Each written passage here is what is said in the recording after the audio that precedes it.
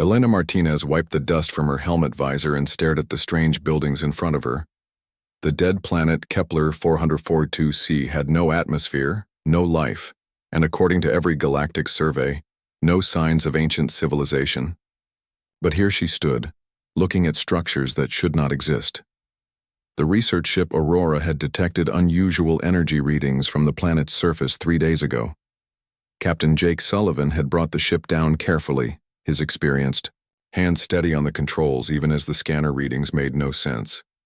Now Elena and her small team walked among ruins that seemed to bend light itself around their edges. "These patterns are impossible," said Marcus Webb, the team's engineer. He ran his scanner over a wall that appeared to curve inward and outward at the same time. "The metal is reading as both solid and hollow. My instruments can't figure out what it's made of." Lisa Chang, their language expert, knelt beside what looked like writing carved into a crystal surface. The symbols shifted and moved as she watched them, changing from one form to another in an endless dance. "I've never seen anything like this in the galactic database. These aren't like any known alien writing systems." Elena felt a chill that had nothing to do with the cold vacuum around them. She had spent 15 years studying dead civilizations across the galaxy.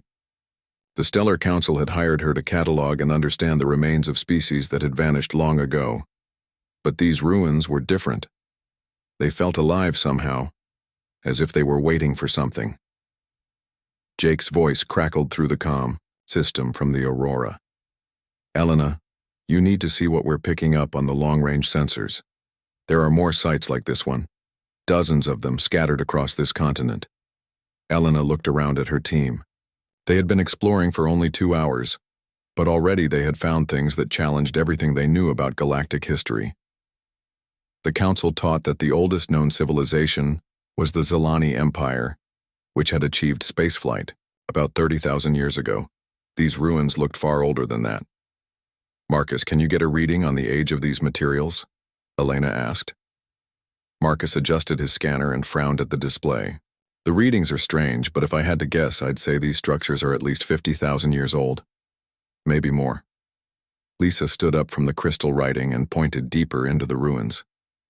"There's something glowing over there. It's getting brighter." They moved carefully through the twisted architecture, their boots silent on the strange metal floors. The glow came from a chamber at the center of the complex, where 7 crystal pillars stood in a circle. Each pillar was twice the height of a human and pulsed with soft blue light. As Elena approached the nearest pillar, it suddenly flared with brilliant light. The entire chamber filled with holographic images that made the team step back in surprise. Stars appeared all around them, not as distant points of light but as a 3-dimensional map of the entire galaxy. "It's a star chart," Lisa whispered. "But look at the detail. This shows planets, trade routes, even small asteroid fields." Elena studied the map carefully. Something was wrong with it. The positions of the stars were slightly different from current charts. "This map is old. Very old. Look at the spiral arms. They're not where they should be." Marcus was recording everything with his equipment. "If stellar drift calculations are right, this map shows the galaxy as it was about 50,000 years ago." But that was not the most shocking thing about the holographic display. As Elena watched, small symbols appeared next to certain star systems. The symbols were the same shifting, changing writing they had seen carved into the crystal surfaces, and many of those marked systems were ones she recognized. "Lisa, can you make sense of any of these symbols?" Lisa moved closer to examine the floating text. Her face went pale behind her helmet visor. "I think I'm starting to understand the pattern. These symbols mark different species and their homeworlds. This one here marks the Zilani home system. This one is the Vorthak crystal worlds." Elena felt her heart racing. If this map was 50,000 years old, and it showed the locations of species that the galactic community believed had only achieved spaceflight much more recently, then everything they knew about galactic history was wrong. "What about this one?"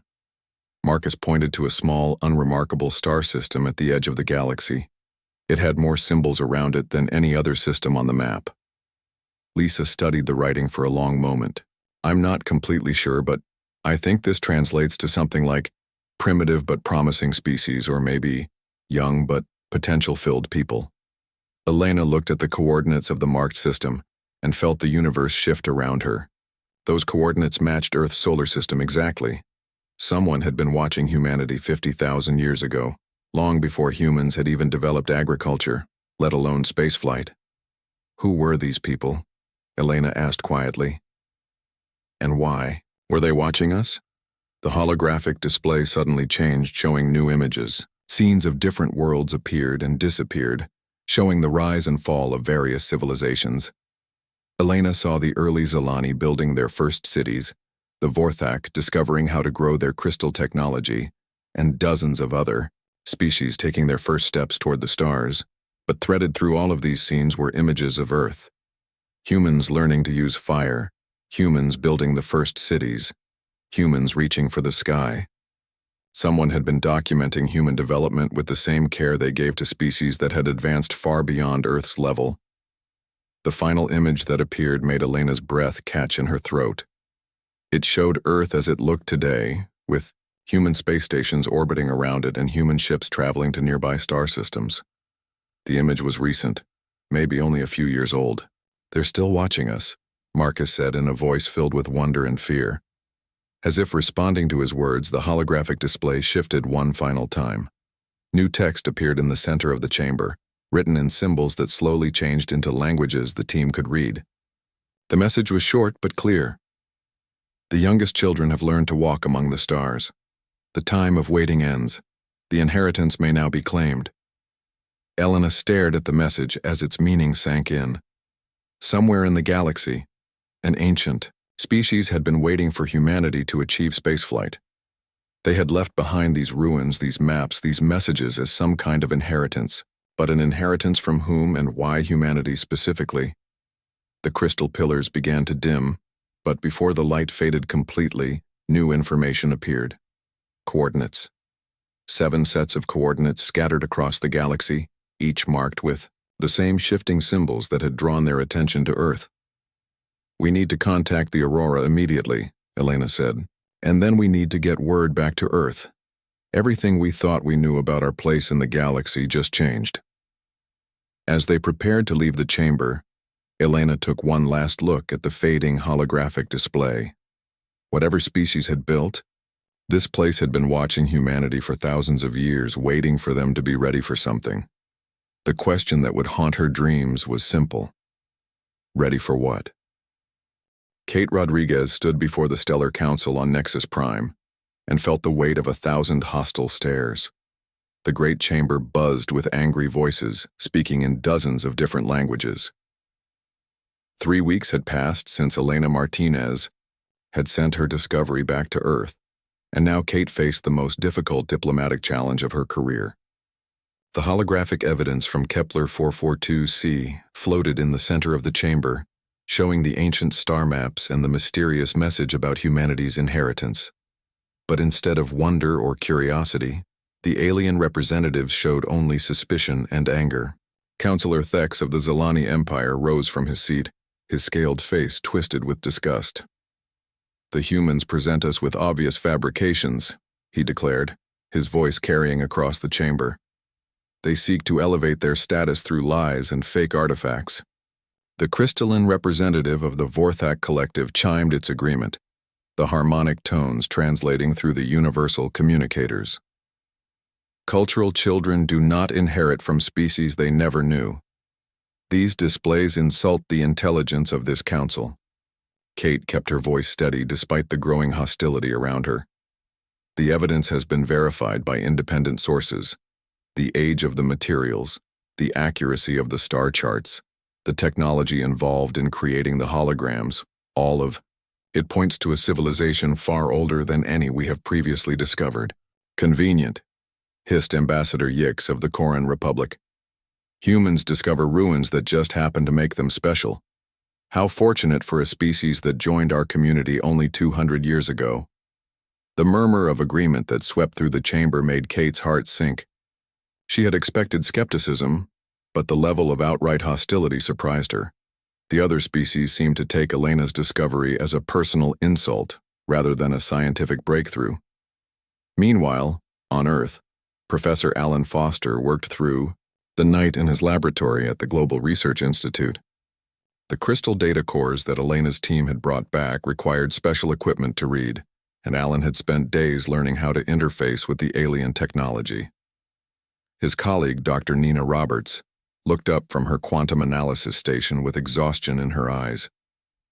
The energy patterns in these crystals are impossible by our current understanding of physics.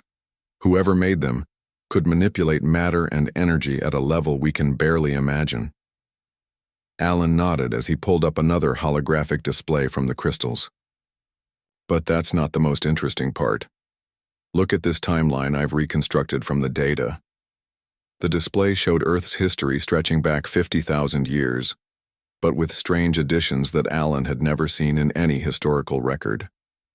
Marks appeared at key moments in human development, each one corresponding to small but significant changes in Earth's environment. See this marker here? Alan pointed to a spot on the timeline about 12,000 years ago. This corresponds to the end of the last ice age, but according to the crystal data, the ice age didn't end naturally. Someone or something caused specific changes in Earth's atmospheric composition to trigger the warming. Nina leaned forward to study the data more carefully. And this one here, about 6,000 years ago, that's when humans first developed written language in multiple locations around the world. The crystal data shows unusual meteor impacts during that period, Alan continued. But these weren't random meteors. They were precise deliveries of rare minerals that human civilizations needed to develop metallurgy and more advanced tools. As they studied the data, a pattern emerged that made both scientists feel uneasy. Every major leap in human technological development corresponded to some kind of subtle intervention. The placement of easily accessible iron deposits near early human settlements. The introduction of new plant species that provided better nutrition. Even the arrangement of certain star patterns that helped early humans develop navigation and astronomy. They've been guiding our development for thousands of years, Nina said quietly, not controlling it, but giving us small advantages at crucial moments. Alan pulled up the most recent data from the crystals. And look at this final entry. It's dated just 30 years ago, right around the time humans developed faster-than-light travel. The entry showed Earth surrounded by monitoring stations that had been hidden in the outer reaches of the solar system. As humanity launched its first FTL ships, those stations had sent a signal into deep space. A signal that meant one thing. The test subjects were ready for the next phase. Back on Nexus Prime, Kate received an urgent message from Earth through the quantum communication network. The new information about human development changed everything, but it also made her position in the council chamber even more precarious. "Distinguished delegates," Kate said, raising her voice to cut through the ongoing arguments. "We have received additional information from our research teams on Earth. The crystal data cores contain detailed records of intervention in human development spanning thousands of years." The chamber fell silent for a moment, then erupted in even louder protests. Counselor Thex slammed his clawed hand against his desk. Now they claim an entire ancient civilization dedicated itself to their advancement.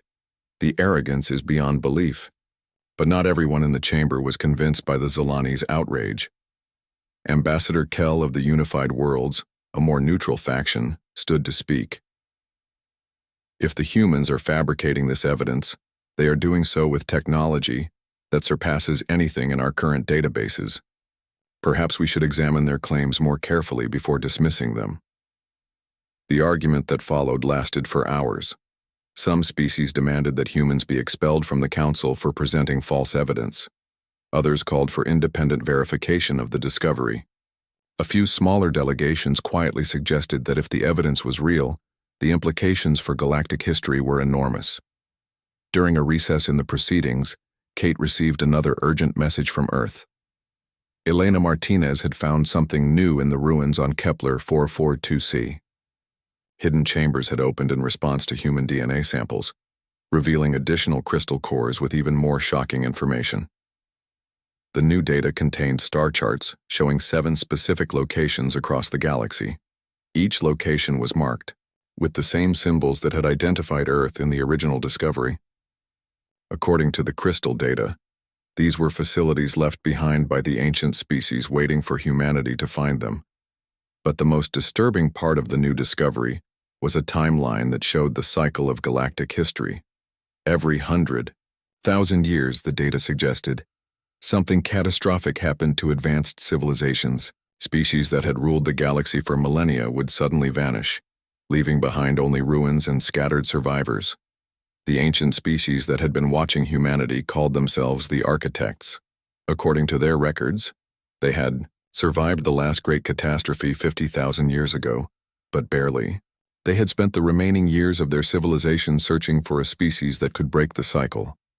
The criteria they had used to select humanity were strange. Physical strength, technological advancement, and military power were not factors in their decision. Instead, they had looked for psychological traits that other galactic species seemed to lack: adaptability in the face of impossible odds, the willingness to help others even at personal cost, the ability to find creative solutions to problems that seemed hopeless. When Kate returned to the council chamber with this new information, she found the delegates in heated discussion among themselves. The independent verification teams had begun their work, and preliminary reports suggested that the human evidence was genuine. "The implications are clear," Kate announced to the assembled delegates. "The Architects chose humanity not because we are superior, but because we possess specific traits that they believed were necessary for something they call the Great Test." "And what is this Great Test?"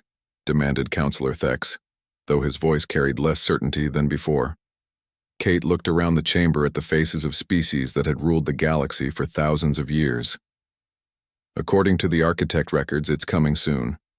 And when it arrives, the survival of every civilization in the galaxy may depend on the species they spent 50,000 years preparing." The chamber fell into a silence that felt heavy, with the weight of destiny. In the space of a few weeks, humanity had gone from being the newest and least respected members of the galactic community to being potentially the most important. But important for what? And whether the other species would accept that importance remained to be seen. Captain Ryan Hayes guided the Starship Horizon through the asteroid field toward the coordinates the Architects had left behind. The first facility location had taken them 3 weeks to reach, deep in a region of space that no galactic survey had ever bothered to explore. The asteroids here moved in patterns that seemed almost deliberate, as if they had been arranged to hide something. Commander Sophie Blake stood beside him on the bridge, studying the sensor readings. "There," she said, pointing to a display that showed an asteroid larger than the others. "That one has a hollow core and artificial gravity generators. The Horizon's crew had volunteered for this mission despite the risks. When word of the Architect facilities had spread through the galaxy, every major power had scrambled to claim them. The Zilani had sent 3 warships. The Vorthak had deployed their massive constructor vessels. Smaller species had formed alliances to mount their own expeditions. But as Ryan guided his ship closer to the hidden facility, he began to understand why the Architects had been so specific about their chosen species. The asteroid's surface opened like flower petals as the horizon approached, revealing an entrance that seemed designed for human-sized vessels. "The opening is responding to our ship's biosignatures," reported Lieutenant Grace Williams from the sensor station. "It's scanning our DNA and finding what it's looking for." They docked inside a chamber that felt like stepping into a cathedral made of crystal and light. The walls pulsed with soft energy patterns that reminded Ryan of human brain waves. As soon as the airlock sealed, artificial atmosphere filled the space around them. Sophie led the first exploration team into the facility's corridors. The architecture felt familiar somehow despite being built by an alien species thousands of years ago. Doorways were the right height for humans. Gravity was set to Earth normal. Even the lighting spectrum matched what human eyes found most comfortable. "It's like they built this place specifically for us," said engineer Tony Rodriguez as they walked deeper into the facility. "Not just for humanoid species in general, but for humans specifically." They found the first test chamber, an hour into their exploration. It was a large room filled with what looked like puzzles, but puzzles unlike anything in human or galactic databases. Geometric shapes floated in the air, changing form and color according to patterns that seemed random at first glance. When Sophie approached the center of the room, a holographic figure appeared. It was humanoid, but clearly not human, with features that suggested vast intelligence and age. When it spoke, the words came through the universal translator, but somehow Sophie knew it was speaking directly to human minds. "Welcome, children of Earth," the figure said. "You have reached the threshold we have waited 50,000 years to see, but reaching this place was only the beginning. Now you must prove that our choice was correct." The test that followed challenged Sophie's team in ways they had never experienced. The floating shapes responded to thought patterns rather than physical manipulation. They required the team to work together in perfect harmony, each member contributing their unique perspective to solve problems that had no obvious solutions. Hours passed as they struggled with challenges that seemed impossible. The shapes would form complex patterns that needed to be unraveled using logic, creativity, and intuition all at the same time. Traditional problem-solving methods failed completely. It was Grace Williams who made the breakthrough. Instead of trying to force the shapes into patterns that made sense according to known physics, she began to think about them emotionally. What if the colors represented feelings rather than wavelengths? What if the movement showed relationships between ideas rather than mathematical functions? Once the team started approaching the puzzles with human emotional intelligence instead of pure logic, the solutions became clear. The shapes responded to empathy, to the ability to understand complex relationships between abstract concepts, to the very traits that made humans different from other galactic species. When they completed the first test, the holographic architect appeared again. "Excellent. You think not as we do, nor as any species we have encountered. This is why we chose you." Meanwhile, at the second facility location, the Zalani Empire had arrived first. Their warships surrounded the hidden asteroid, and their troops had already forced their way inside. But their advanced technology proved useless against the architect systems. Commander Vex of the Zalani Assault Force stood in frustration before a sealed doorway that refused to respond to their presence. Their cutting tools could not penetrate the material. Their computer viruses could not hack the access systems. The facility simply ignored them as if they did not exist. "The humans must have some kind of biological key," Vex reported to his superiors. "The facility recognizes their species but not ours." Similar failures occurred at the other facility locations. The Vorthok Collective's attempts to interface with the architect technology through their crystal-based minds resulted in complete system shutdowns. The Quran Republic's military approach triggered defensive mechanisms that forced them to retreat. Only humans could access the facilities, and only humans could complete the tests inside them. Back at the first facility, Sophie's team had moved deeper into the complex. Each test chamber presented new challenges that required different aspects of human nature. In one room, they had to demonstrate the human capacity for sacrifice by choosing to help holographic representations of other species, even when it meant personal loss. In another chamber, Tony Rodriguez faced a test of persistence that lasted 18 hours. The challenge seemed designed to break his spirit through repetitive failure, but Tony's stubborn refusal to give up eventually earned him passage to the next level.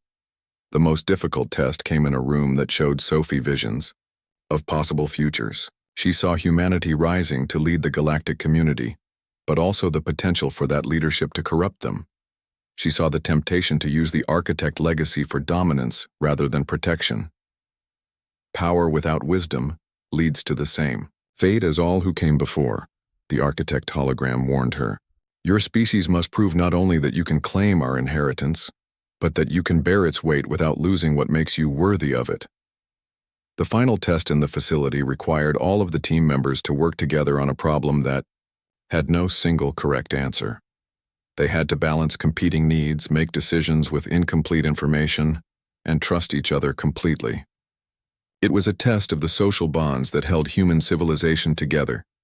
When they succeeded, the chamber filled with new holograms showing detailed star charts and technical specifications for technology that was thousands of years beyond current galactic standards. But along with the gifts came a warning that made Sophie's blood run cold. "The harvesters return in 47 of your years," the architect said. We have given you the tools, but tools alone will not be enough. You must unite the children of this galaxy as we could not unite ourselves. The choice between survival and extinction rests in your hands." As Sophie's team prepared to return to the horizon with their discoveries, similar scenes played out at the other 6 facilities. Human teams succeeded where other species failed, unlocking technologies and knowledge that could reshape galactic civilization. But with each success came the growing weight of responsibility. The architects had not just left behind tools for humanity to use, they had left behind a burden that would define the future of every intelligent species in the galaxy. Captain Ryan Hayes received reports from all 7 facilities as his ship prepared to return to Earth.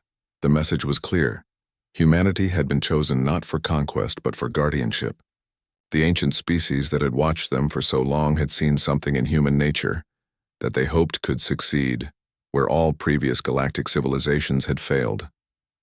The question that haunted Ryan as he set course for home was whether humanity was truly ready for such responsibility, or whether they were about to repeat the same cycle of failure that had claimed every previous galactic power. The tests had proven that humans could access the architect legacy, but the real test of their worthiness was yet to come. Helena Martinez stood in the newly discovered deep chamber beneath the ruins on Kepler 442c, her hands trembling as she read the final architect records. 3 months had passed since the successful missions to the 7 facilities, and the technology humanity had gained was already changing everything. But this new discovery made all of their previous victories seem small. The chamber walls were covered with holographic displays showing the galaxy's history spanning millions of years. Civilizations rose and fell in endless cycles, each believing they would be different from those who came before. But every 100,000 years the pattern repeated with terrifying precision. "Dr. Martinez, you need to see this," called Dr. Lisa Chang from across the chamber. She stood before a display that showed massive ships entering the galaxy from the void between star systems. The vessels were larger than anything in the current galactic fleet, their dark hulls seeming to absorb light itself. Elena joined her colleague and felt her heart sink as she understood what she was looking at.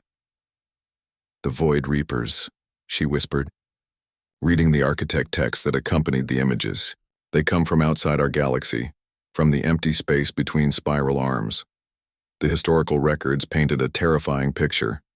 Every 100,000 years, these entities swept through the galaxy like a cosmic plague.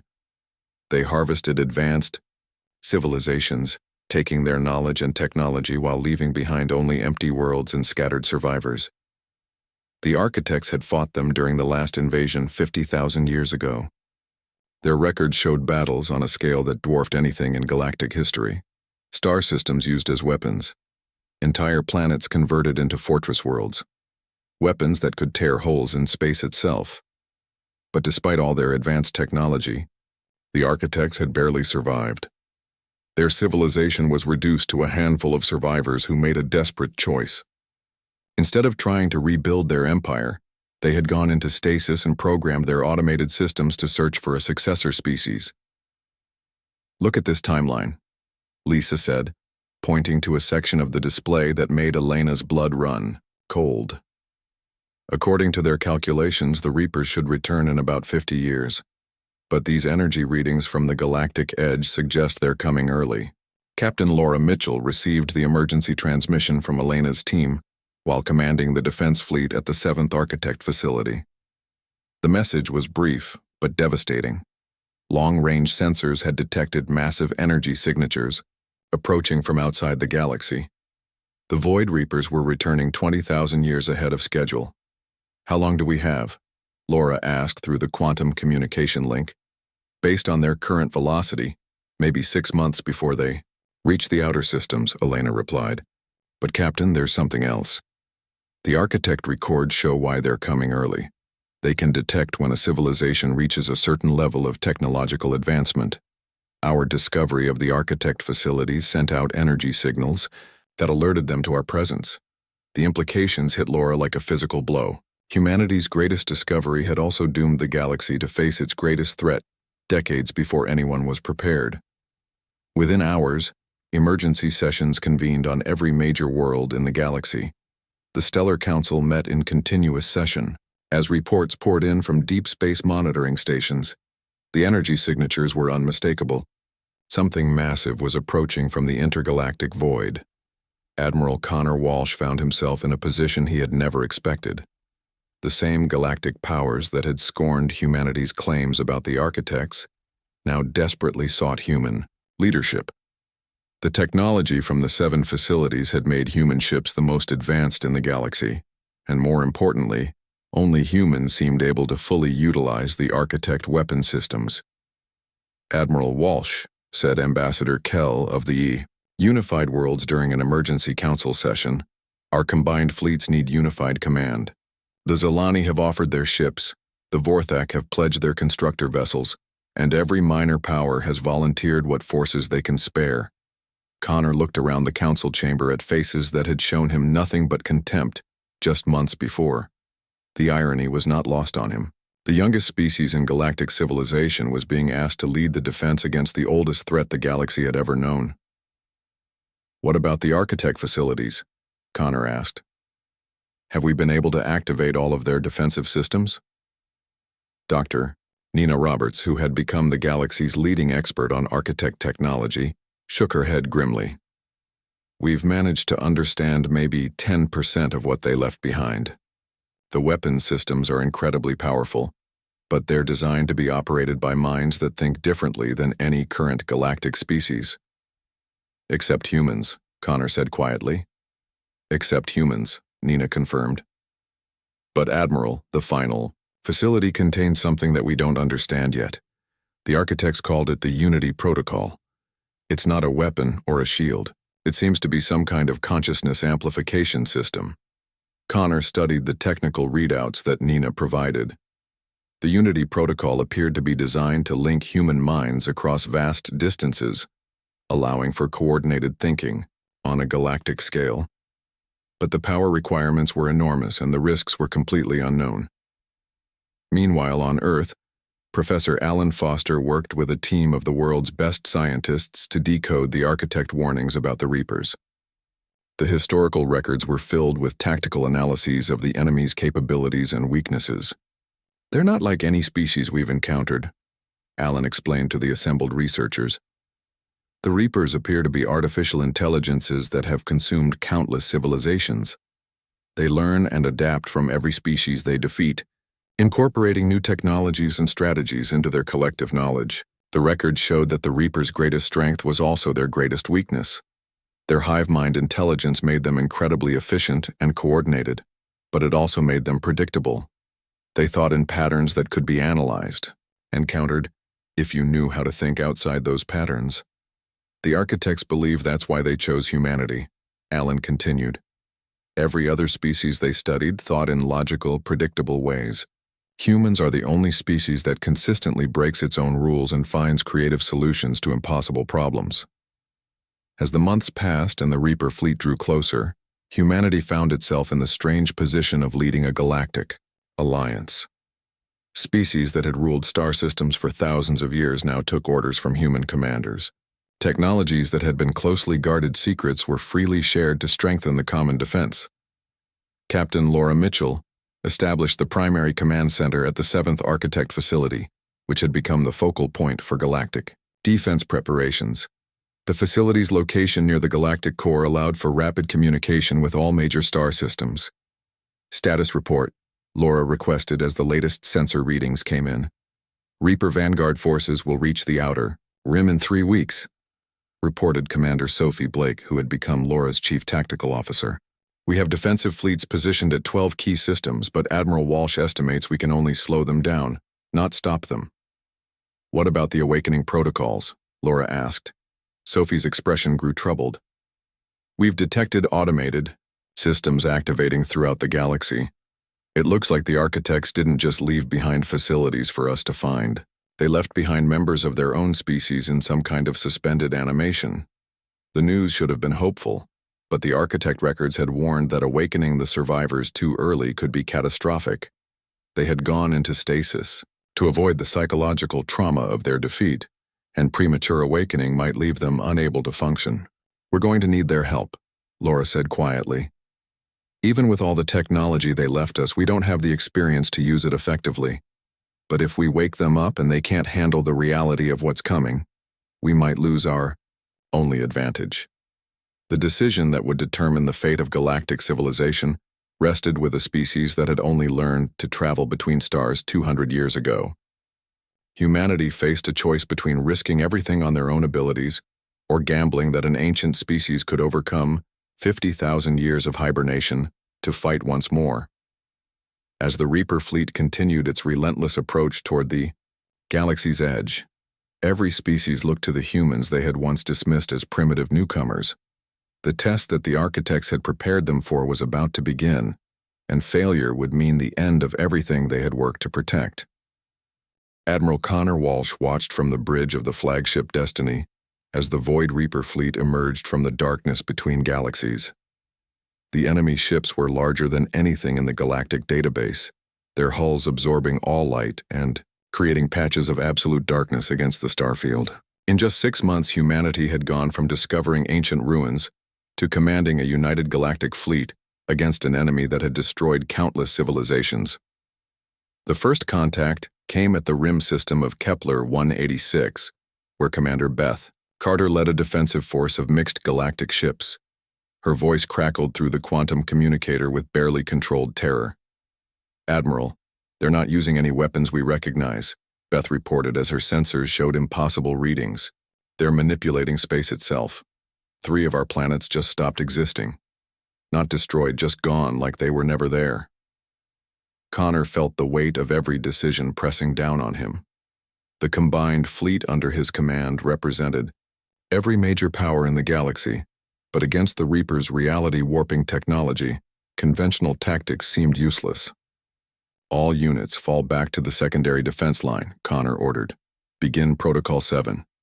Protocol 7 was humanity's most desperate innovation, based on the architect records about Reaper weaknesses. Instead of meeting the enemy with direct force, human commanders throughout the fleet began implementing tactics that no other species would consider. They used chaos theory to create unpredictable battle patterns. They employed psychological warfare through seemingly random acts of defiance. At the ice world of Frostheim, Captain Danny Foster received an impossible order. Instead of defending the planet's strategic mining facilities, he was told to evacuate the population while broadcasting human music and poetry across all frequencies. "You want me to play Earth songs while the planet dies?" Danny asked in disbelief. "Trust the plan," Connor replied through the comm system. "The Reapers learn by analyzing and absorbing the civilizations they defeat. Give them something they can't analyze." As the Reaper forces swept through system after system, human creativity became the galaxy's strangest weapon. Engineers like Tony Rodriguez developed virus programs that exploited the enemy's hive mind by introducing chaotic, contradictory data.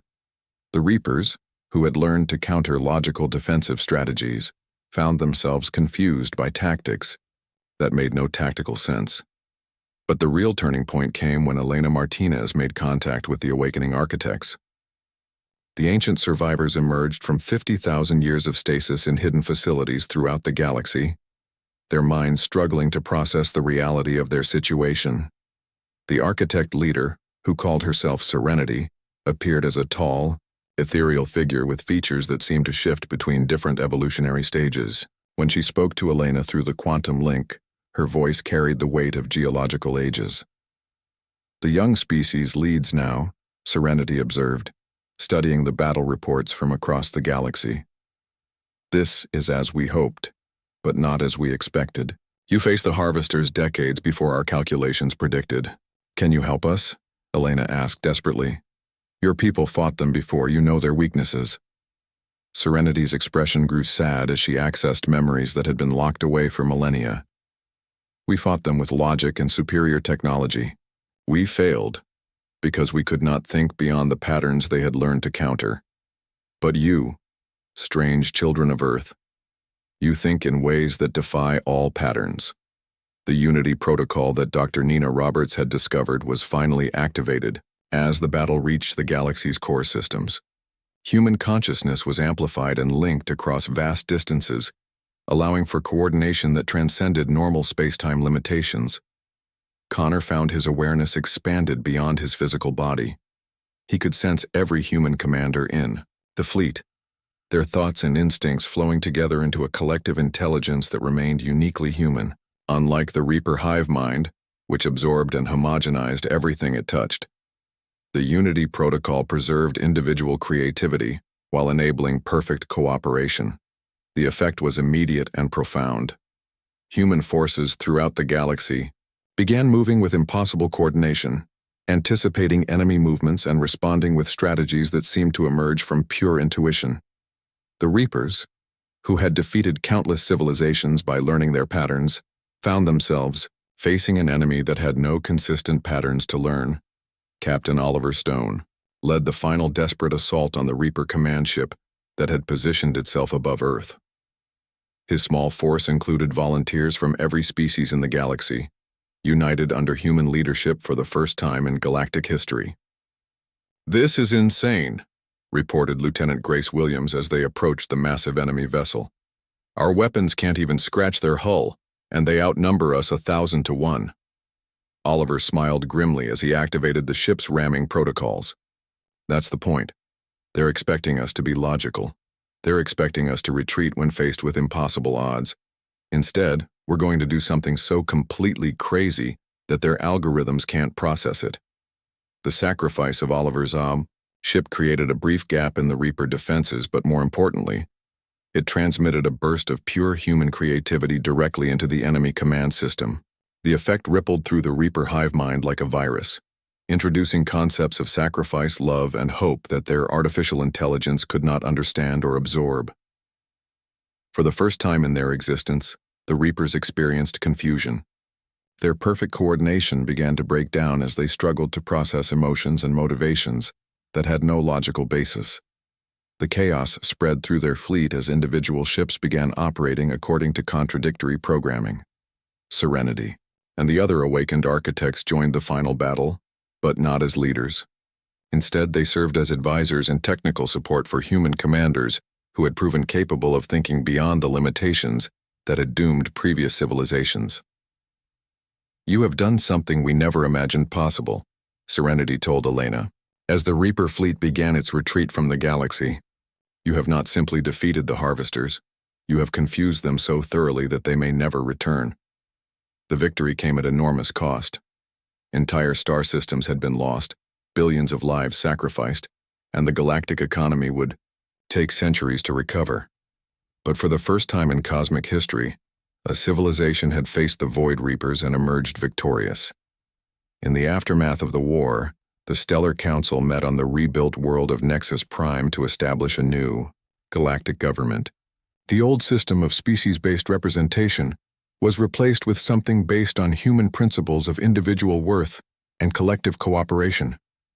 Connor Walsh, now promoted to Supreme Commander of Galactic Defense, stood before the assembled delegates with a mixture of pride and humility. The same species that had once viewed humanity as primitive newcomers now looked to them for leadership and guidance.